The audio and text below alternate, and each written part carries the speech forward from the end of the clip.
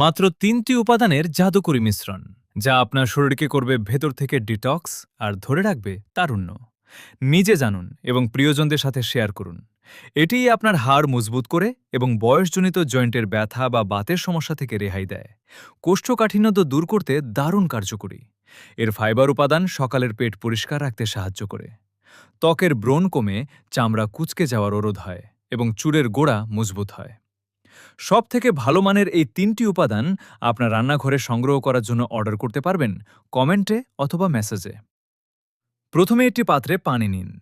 ১ চামচ সাদা তিল, কিশমিশ দিন, দারুচিনি দিন। পানিটা ভালোভাবে মিশিয়ে ঢেকে রাখুন। সকালে উঠে এই পানিটা পান করুন।